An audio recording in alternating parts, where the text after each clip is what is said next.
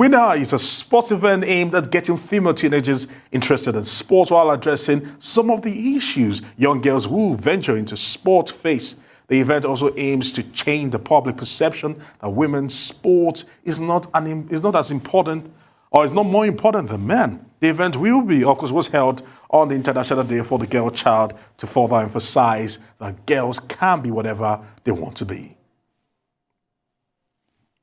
Now, joining us here is the convener for WinHer, Serafina Napoleon, of course, a journalist. I want to say thank you for coming to. Thank you, Aaron, for having me. Coming to the show today and honoring us, and talk to us about WinHer and what you sought to achieve by doing this for the young girls.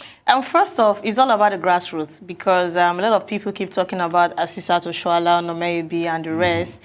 Those that already play for the national team, those talking about the top female athletes out there. But these people started from somewhere. All right. And where did they start from? They started from the grassroots. If they were not given an opportunity, given a platform for them to go into the sport, they would not have gotten to the level they are today. So for me, WinHer is a personal project. It's something I'm passionate about.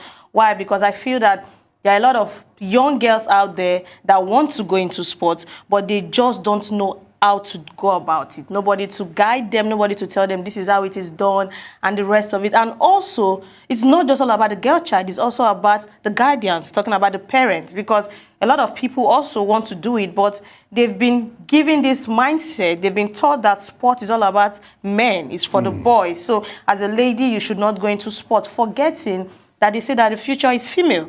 So if the future is female, you need to give them a platform, create an enabling environment for the girl child. So that is what WinHer is all about. All right. So what were the takeaway for those who participated? Because I'm sure I could speak from the clips we saw that you brought in girls from schools. They had the football match. Yeah. They had some sort of symposium where you brought in major people to talk to these ladies. What were the major takeaways, or what did you seek to impart into these ladies or these young girls at this particular age? Yeah, at this particular age for me, you already mentioned I had speakers who talked about different topics, talking about the girl child now. I think one of the major thing is they need to imbibe sports culture. You want to become an athlete, you need to start from a very young age.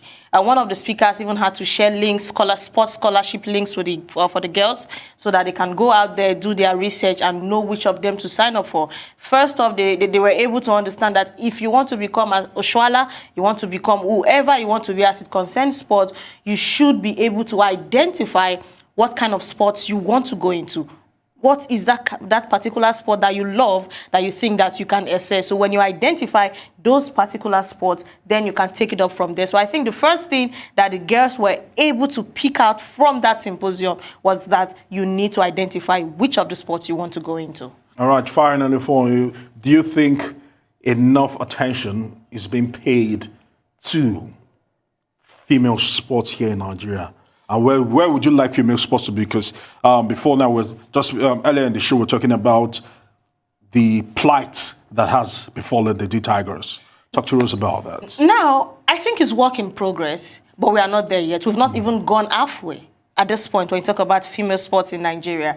And this is not just me talking because I'm a woman. This is me talking about as a sports journalist, someone who's covered the game. When I say that we've not really done much, then I mean we've not really done much. Also, you already mentioned that of the Tigers. These are the ladies that have done it back to back here in Africa. They went to they went to the World Cup, and they went to the Olympics, rather, Tokyo, but they couldn't really do much out there. So yes, they are trying. I think right now, because of how digital the world has become, we are now trying to play catch up. But in as much as we want to play catch up, you ask yourself, are we doing it the right way?